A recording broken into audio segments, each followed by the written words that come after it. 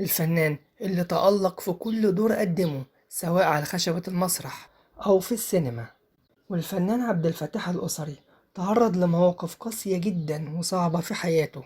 اتجوز 4 مرات، وكانت المرة الأخيرة من شابة أصغر منه بسنين كتير. قدرت تحتل قلبه وعقله، وللأسف حس بالضعف قدامها، وهي استغلت كده وأجبرته إنه يتنازل عن كل ممتلكاته، وكتب ليها كل حاجة باسمها. وفي سنة 1962 بدأت أول مأساة حقيقية في حياة الفنان عبد الفتاح الأسري. كان على المسرح بيأدي دور قدام الفنان إسماعيل ياسين. لما خلص المشهد بتاعه لقى الدنيا ضلمت قدامه، واكتشف إنه أصيب بالعمى، وفضل يصرخ ويقول: أنا مش شايف حاجة، نظري راح. والجمهور اللي كان موجود كان فاكر إن ده جزء من المسرحية، فزاد ضحكهم وبقوا يسقفوا. لكن الفنان إسماعيل ياسين أدرك المأساة اللي تعرض ليها الفنان، ووقف المسرحية وطلب من الجمهور الهدوء. بسبب فقدانه للنظر حياته اتدمرت.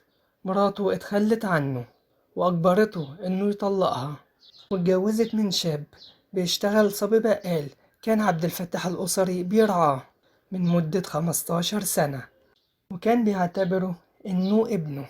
مع ذلك الاتنين اتفقوا على خيانته، اتجوزوا وسابوه وحيد. والمشاكل ما وقفتش لحد كده، لأ، الفنان عبد الفتاح الأسري أصيب بتصلب في الشرايين وفقدان الذاكرة، وده اضطر أخته إنها تاخده في شقتها اللي في حي الشرابية وتقوم هي برعايته.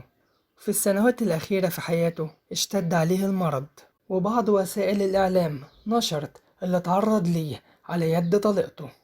وبسبب كده الفنانة نجوى سالم والكاتب يوسف السباعي والفنان هند رستم جمعوا له تبرعات وتقدموا له المحافظة علشان يدوله شقة.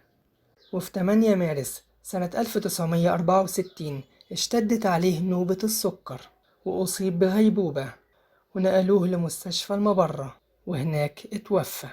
وكل اللي حضروا جنازته 3 أشخاص، من بينهم الفنانة نجوى سالم.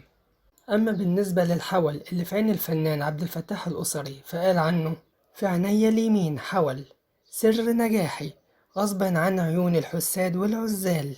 شوية بتخليني زي الطفل الأبله البريء، وشوية تاني زي رؤساء العصابات والأشرار وقطاع الطرق. ومن هنا كان سر شخصيتي الكوميدية. وقال: لما بعض الناس حاولوا يقنعوني إن أنا أعمل فيها عملية، اعترضت بشدة وقلت لهم: إزاي أسمح إن يسلب مني مؤهلاتي بالسهولة دي؟ هي لعبة؟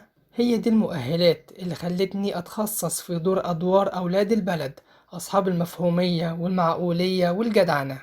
ومن المواقف اللي بيحكيها الفنان عبد الفتاح الأسري اللي اتعرض ليها بسبب الحول اللي في عينيه، قال: في مرة كنت قاعد قدام ست جميلة ومعاها راجل ضخم زي الفيل.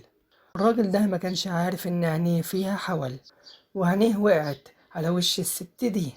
راح جوزها قال له: يا فندي خلي عندك دم، انت ما شفتش واحدة ست في حياتك بقالك ساعة وزيادة، وعينك ما نزلتش عن مراتي، ما تختشي شوية.